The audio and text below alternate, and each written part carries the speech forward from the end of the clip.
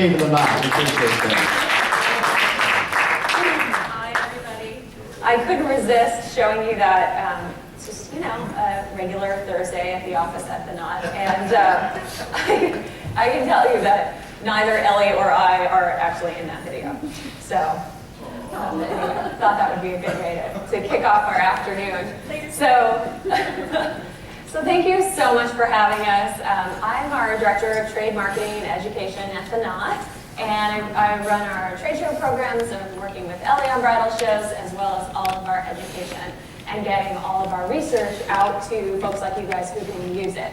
So I've got about 45 minutes here, and I want to run through with you guys the results from our latest Real Wedding study. It's the largest study in the industry, and then we're going to run through trends after that from our editorial team and wrap up by taking a look at how we can get this into your shows so that it can be something that drives results for you. So most of you are familiar with the Knot. We're a 360-degree media brand, which means that we're in local print, we're online, we're on tablets, we're on iPhones, everywhere that brides are looking for information. She can find it from the Knot, and I think you heard from the panel today how much they're using and enjoying that content as they're planning their weddings. And on the vendor side, we've done a lot to make as much education as possible available to the industry, and it's primarily on our website here, which is theknot.com/B2B. We just redesigned it in December, so there's a lot of great information there, and I wanted to let you guys know, A, that you can access information like this anytime by going here. And also I wanted to let you know that our family at the Knot Education is growing, and I'm excited to announce that Andy Ebon is going to be joining us as our wedding marketing expert. So I'm really excited about that, and just wanting to make sure that we're bringing year-round really valuable education that can help everybody continue to do the best business they can. So today, I already let you know we're going to be covering the Real Wedding Study highlights. We're going to be covering trends and what's going on in wedding style. I think keep you ahead of the game. And then we're lastly going to wrap up with how do we get this into your show and into your marketing. So first, jumping into the study. I have a lot of slides. I'll go a little more slowly through the study, and then we'll go quickly through the trends because a lot of those are pictures. And I'll also let you know from the front here that you can get this presentation so you don't feel like you have to write down everything. You can really listen. And Ellie will be able to distribute a link to you so that you can download this PDF next week. So first of all, our Real Wedding Study is the largest consumer bridal study in the industry. There were 17,500 brides who responded to our survey over the course of 2012. These were brides that got married in 2012. And we just released the stats in the spring here. So taking a look at today's brides, on average, she's 29 years old. She's mostly college educated. She's working full time, which means she's really smart and she's really busy, as we've really been talking about all day today.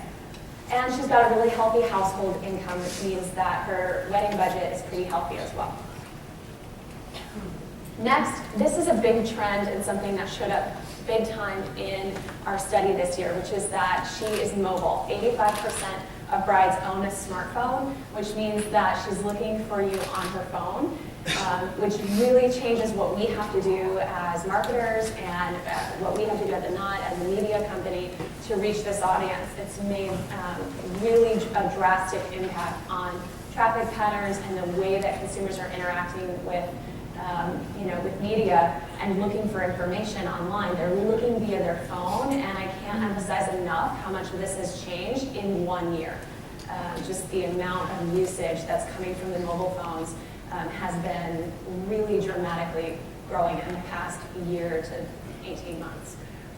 So iPhone usage is up, Android usage is up, BlackBerry usage is down, which means they're moving to platforms like Android and iPhone where they can really easily get to a web browser and look for information on mobile websites. And iPad ownership is also up. I think the stat of tablet ownership overall is about 40% of brides have a tablet device, and 29% are those iPads because that's the leader in that category. And she's multitasking on mobile. So she is, taking and sharing photos like we all do, but then she's also looking up and managing vendor contact information. She is going to wedding planning sites. She's accessing and managing her registry on the fly, and she's looking for her gowns and doing research for wedding vendors, all from her phone. And we also saw in the study that multiple sources are contributing to the cost of the wedding. The bride's parents are paying for 44% on average, and the couples themselves are paying for 42%. I recently saw a specialized cut of this data that was focused on the luxury brides, those that have a wedding that costs on average around $100,000, and the couples are still contributing 25% of the budget, which is a lot of money, as you know. So brides and grooms more involved in the finances of their weddings than they ever have been in the past. And the good news here, sorry this is a little washed out, it'll look better on the PDF, but the average cost of a wedding is up really for the first time since 2008. It was up materially in almost every category this year, which is great because it means that more money in the pockets of your vendors means that you're going to be able to get more healthy marketing activity coming out of that.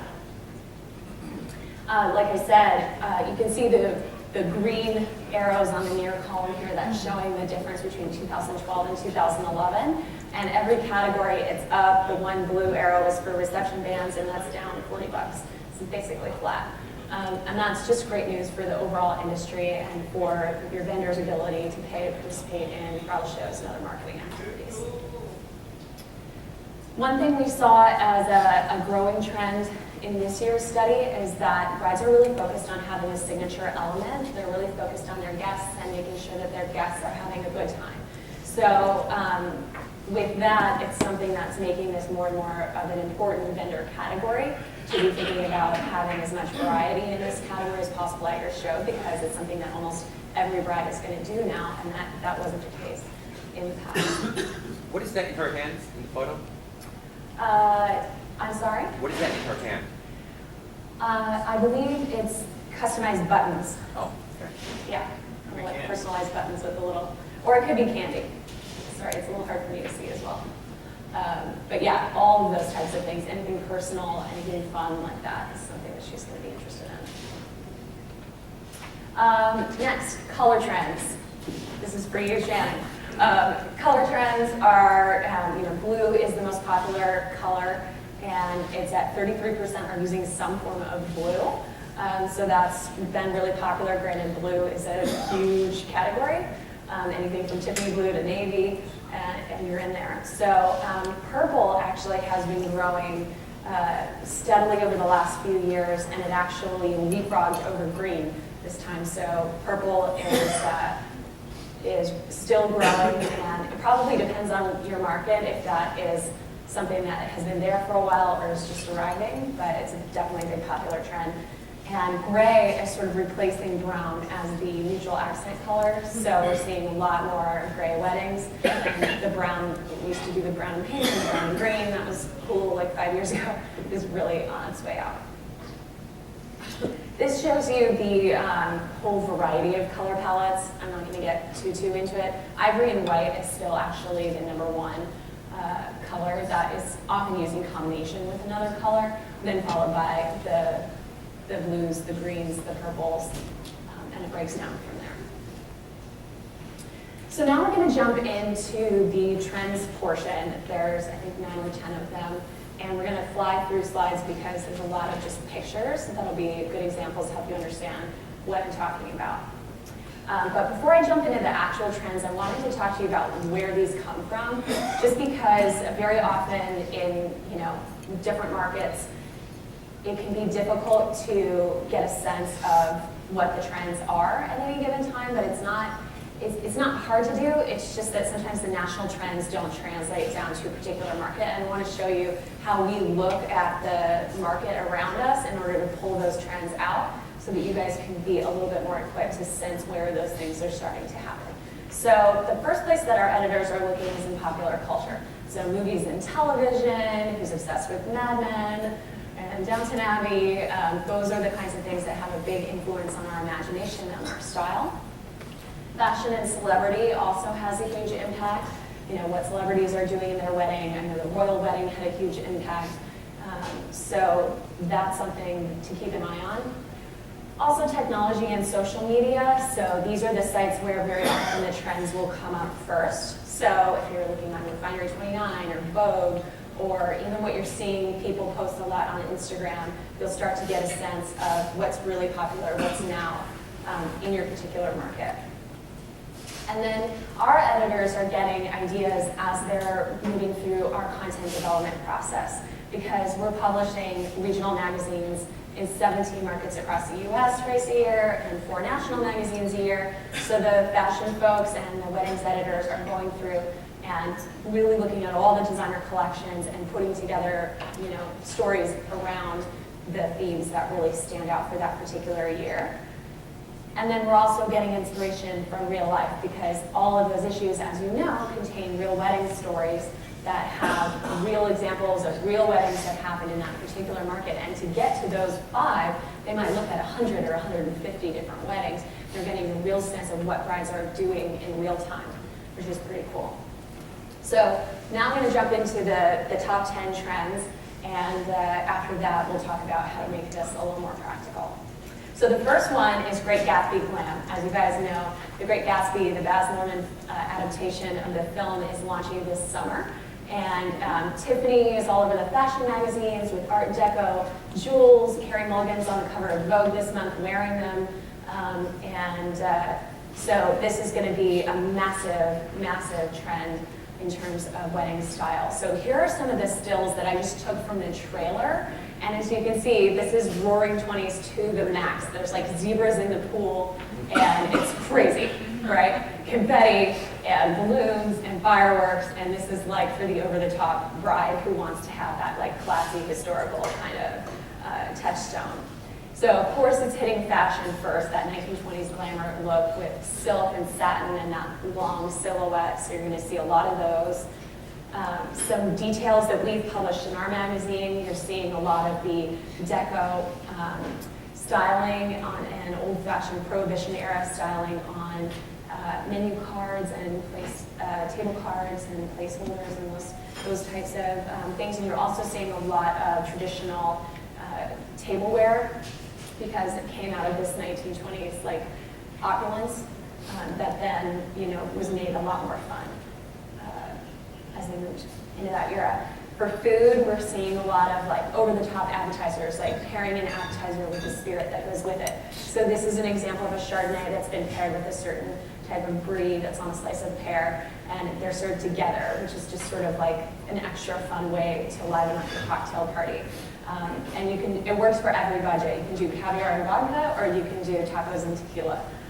So there's a lot of cool ideas happening there. And then for florals, we're seeing, again, this like over-the-top sort of take on everything is leading us back to these big romantic florals. These particular vases are completely covered in flowers and flower petals, and so it kind of gives you a cool sense that this is just like money is no object, amazing sort of display. The next trend is English romance. Who's obsessed with Downton Abbey? Admit it right now. Few of you, for sure. This was the very famous wedding that happened in this latest season, and you know it's trickling into grooms and menswear for grooms. On the runways, we're seeing a lot more tweed, plaids, corduroys, just alternative fabrics that are making the suit more interesting than just a classic tuxedo. For bridesmaids, we're seeing a lot of long silhouettes and flowing skirts with ruffles and other kinds of romantic details. It's really just all about that classic romance. And when it comes to the reception itself, we're seeing, you know, this translated from the English tea party in the garden setting, which is silver, Lady Grantham on the lawn. You can see how that could easily translate into a wedding event. And we're seeing things like biscuit bars and earlier in the day, sort of daytime weddings involving these kinds of things, and using the silver there as serving pieces, but also as floral arrangements as well. Some more details. They brought in the beautiful paper umbrellas and some really traditional furniture, actually, that they brought outside. So it's still that garden party feel, but it's very like traditional and elegant and romantic. Okay, so this next trend is for the bride who doesn't want a really romantic thing. She wants to go a little bit more modern. So we're seeing a lot of mod accents for the modern bride, and it really started with fashion accessories.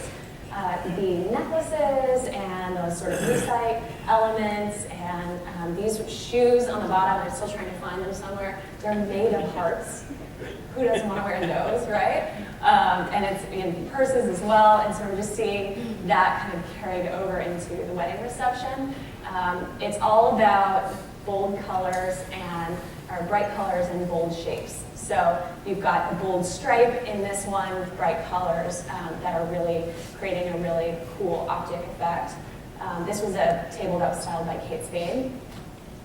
This one I particularly love. The photo's a little grainy, but the reason I love it is because they chose a really simple color scheme of orange and gray and white, but then they really played it up with these strong shapes and really unusual textures that are happening on the table. So you have a round sphere of carnations that are really the centerpiece that creates this really cool texture. But then for the candles, you have this orange lucite candelabra in the background that's really letting the light play through the color in a totally different way.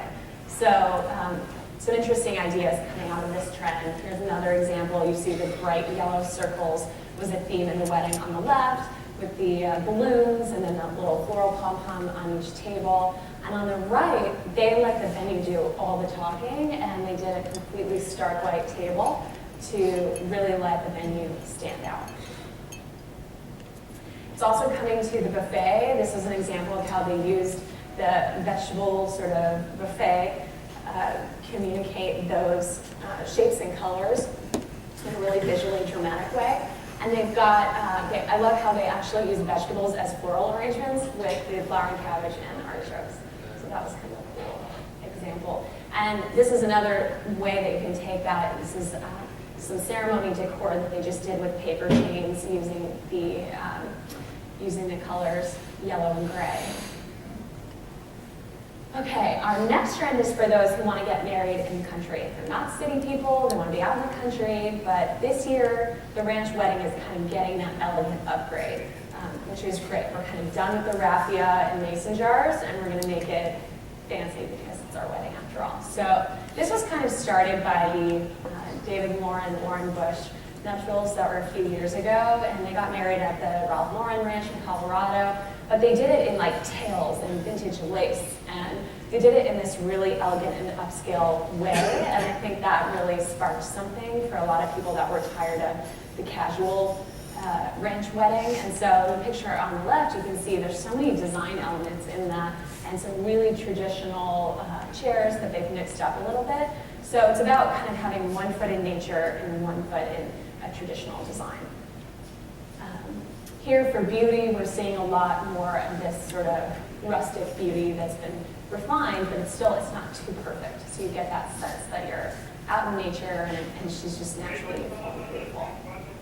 And for the tabletop, that's where they're really pulling in that traditional element by having the glasses that have the gilded edge and having, the florals that are really tons of roses and wildflowers from the garden. And the one on the left actually takes it even a more modern direction in case you have somebody who's not wanting a traditional, but wants to have something pared down and then also something really natural. They just did a ton of glassware and candles in the center and created a light piece over the table. For cakes, in this one, it's the same kind of approach. You want to have 1 foot in nature and 1 foot in traditional elegance. So and there's 2 takes on it. So on the left with the green background, you have a very small, beautiful fondant-covered cake that has these sugar flowers. I mean, the cake looks like $1 million, and it probably cost $1 million, but it also looks really wild and natural because of the way they did the flowers. On the other side, we have a really basic cake that's a little bit larger and has just this elaborate, mossy cake plate that they've put it on, and so it's very much about cake presentation, by the way. That's something that we hear a lot, that we don't just want a table with a cake on it where the bridesmaids put their bouquets, that it's about creating an experience and a look around where the cake is positioned within the reception. So this is a way they were able to kind of pull in the theme with that presentation. Okay, next. Another major color trend that we think is really up and coming is the emerald green. Emerald was Pantone's color of the year, so it got a lot of buzz. It's in Sephora everywhere, and it's just all over the place. And then at the same time, we had the Wizard of Oz movie, prequel came out, and so now it's sort of like, oh, I was thinking emerald, but now I'm thinking Emerald City. That's kind of interesting, right? So some Emerald City inspiration that we recently put up on the site. These are some crocodile emerald green Louboutins that look just amazing. And on the other side are some invitations that Cece Johnson created for us that are sort of Emerald City inspired with these really kind of exaggerated Art Deco details. That's kind of like what the Oz sort of look is known for. We're seeing it in fashion, of course. I loved this example with Andy Samberg of his jacket is green, but his lapels are black. So it's a really cool way of showing up in fashion for men. And then on the other side, that deep emerald green bridesmaid's dress, we think is one place. Because emerald is a tough thing. You can't bring it in everywhere. Glass is a great place where emerald really shines because it's like transparent and the light really gets it, the colors pop. But you don't necessarily want to eat an emerald green cupcake.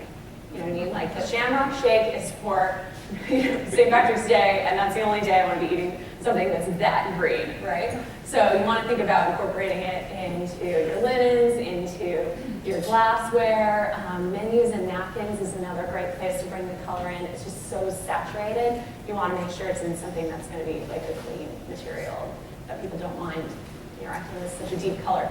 Another example that I liked was how they actually took the furniture and kept it all really neutral in black and white, and then underneath that was an emerald green kind of backdrop with the rug that led out to the lawn. Okay, so late night indulgence. We're all guilty of this at home, so why not at the wedding, right? We're seeing a lot of these sort of informal desserts coming out after midnight. Towards the end, with the nostalgic sort of demise of Twinkies, you know, folks bringing back a homemade Twinkie, cappuccinos and French fries in paper cones. We're seeing, again, a lot of trucks and stands. So those are really probably vendors you're already starting to work with. Those are going to become more and more popular. Getting those food trucks and those stands to come and serve a snack or a dessert to guests. And one of the things that we always recommend with that is they should be finding a way to work with their couples to personalize that. So it's not just like the taco truck that's on the corner on Tuesday, like shows up at midnight, but that there's maybe a photo of the bride and groom, or they have some of the customized napkins there so that it's part of the event and it's not just like this separate add-on. Also, takeaway bites are really popular, so cappuccinos to go in a disposable cup, or a piece of cake to go in a really pretty box. So any of those providers of those types of materials for just disposable serveware that's really creative, whether it's, we've all seen the Chinese takeout box, but maybe there's a different take on that. That could be really interesting to brides and grooms if you've got people in your markets doing that. Bringing them into the show could be a really cool idea. Next, couture cocktails are all the rage. We had, mixologists were really popular a few years ago, and the trend is really continuing. We're seeing a lot of dressed up rims, so not just a champagne flute, but a champagne flute with pink sugar on top. Yes, that is better, right? It's like that commercial, why is more better? It's just better. Right? So gold sugar on this white Cosmopolitan, yes, I want that. Okay, so anybody who's willing to do those kinds of things are the kinds of things that you want to think about pulling in. Savory flavors are actually becoming really popular. Not everybody wants that sweet, sweet signature drink. So this one is rosemary and fig, and the other one is a cucumber jalapeno cocktail. So, people who can do these kinds of creative, customized elements are going to be really popular. Also, build your own cocktail bars have become really popular because everybody likes to be able to have those choices and really personalize what they're going to drink. So this one says for the boys and it's whiskey, and I would be over there. And then the other one is the Bellini bar, which was for a day after brunch. And they had a lot of different kinds of juices and champagnes and everything. Continuing on with the food themes, Farm to Fork is really, really popular.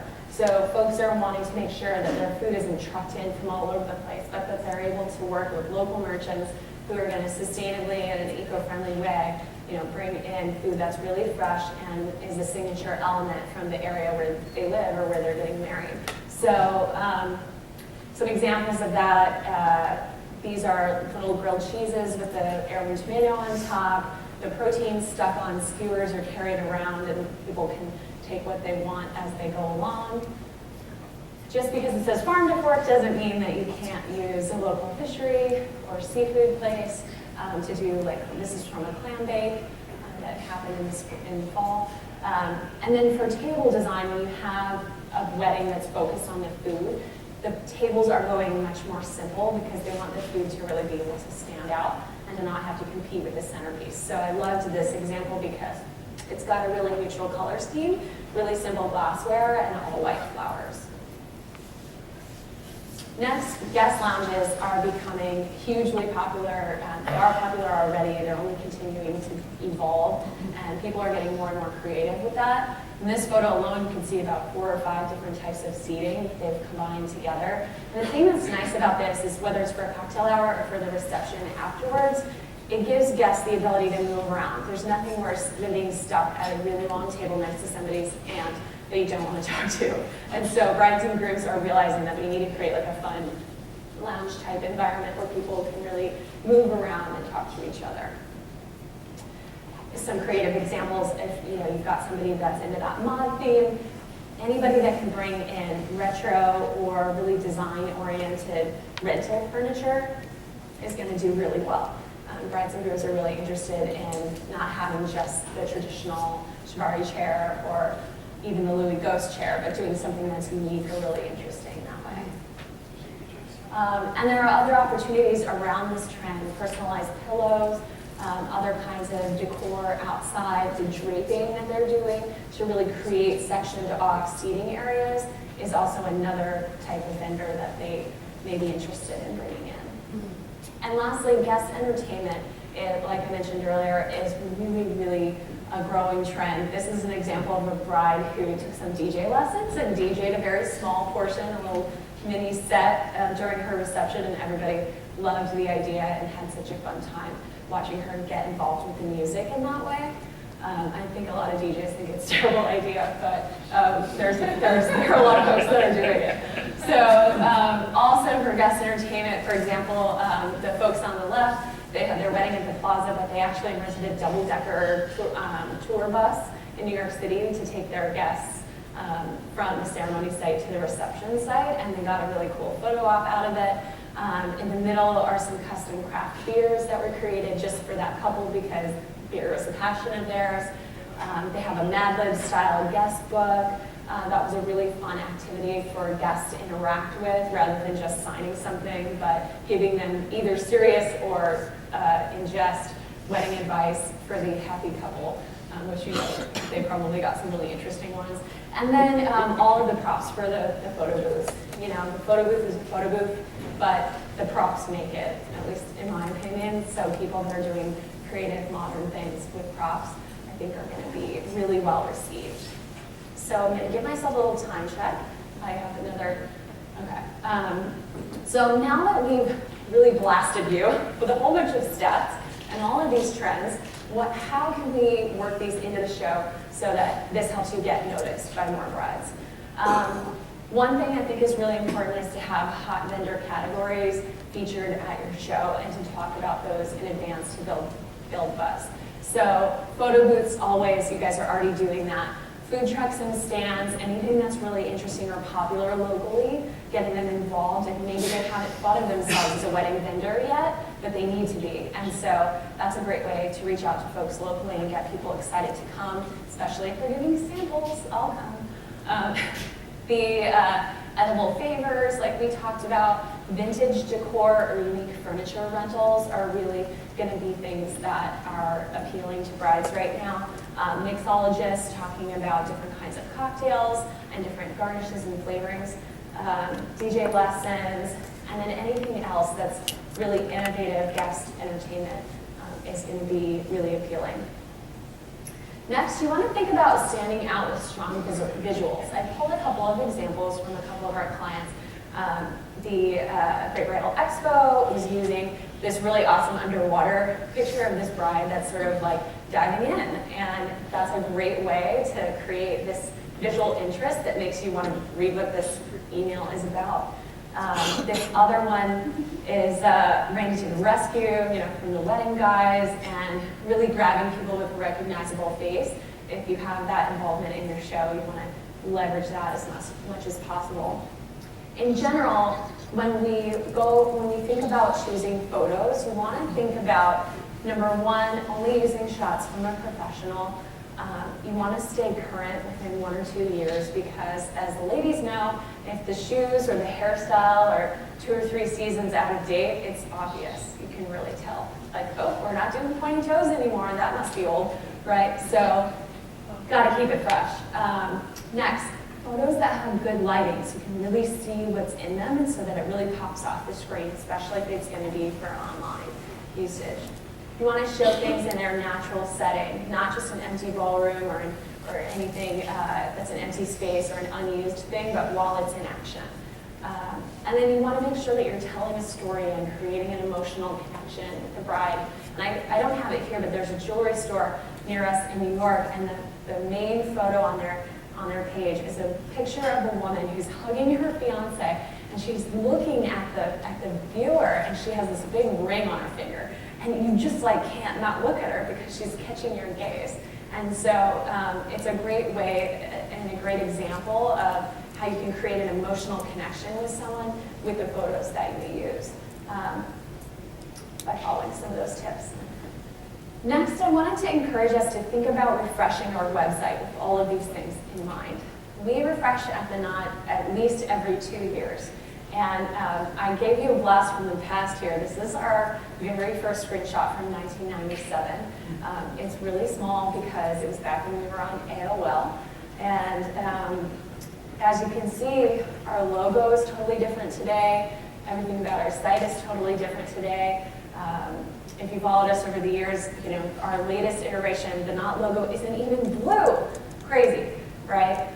Because that was everything was the Knot blue, and it was this very specific color, and so I just wanted to say all of that to let you guys know that many of you are building brands and you have a reputation in the marketplace, and it's okay and important to continue revitalizing and revamping and refreshing your brand all the time. People won't stop recognizing you.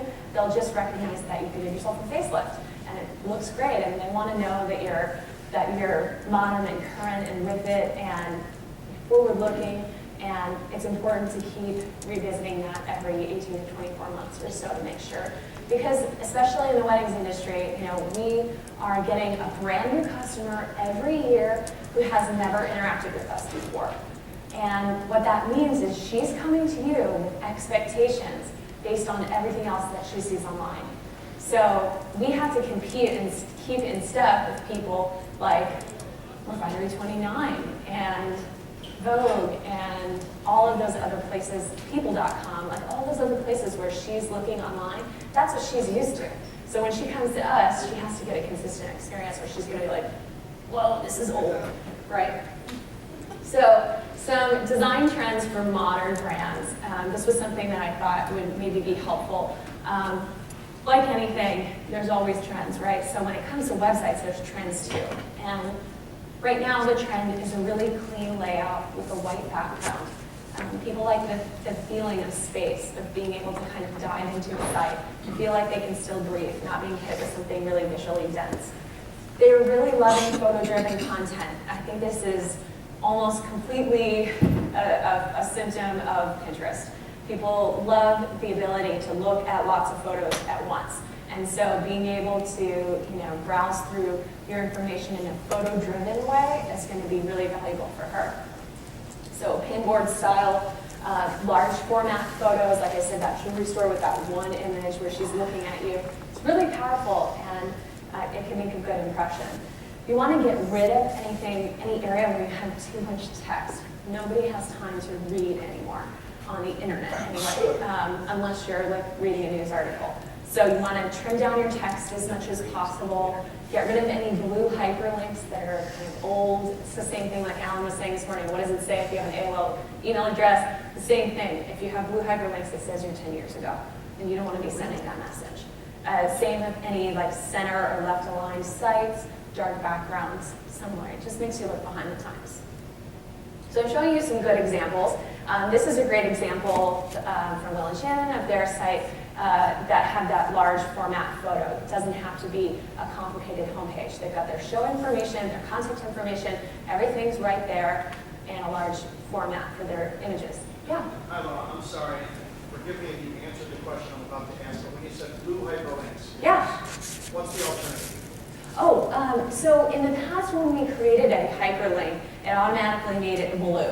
And what I'm saying is you should probably be either using an image and hyperlinking the image as like a stylized button, or hyperlinking your existing text. And the style, it just means the styling of the hyperlink should not be that old default blue color. It should be the color that matches your brand. Does that make sense? Okay. Next, I loved this one because they went ahead and created an actual like magazine showcasing all of the trends from the show, so that if you're coming to their site in between the times when they have their show going, you can actually see some really cool content. This one also, really great layout of photos from the show. It has that pinboard style that I've been talking about. And also, at Bridal Spectacular, we love the layout of their blog because it's giving people wedding ideas all the time, not just when the show is up. So I realize that content creation can be a little bit of a headache, but most of your vendors are probably doing this already. So it may be as simple as encouraging your vendors to contribute stories about weddings they've shot, trends they're seeing, products they have on a regular basis, so that brides can really engage with what's happening on your website beyond just when is the show and who will be there. So that's what I've got. Thank you guys so much for your attention.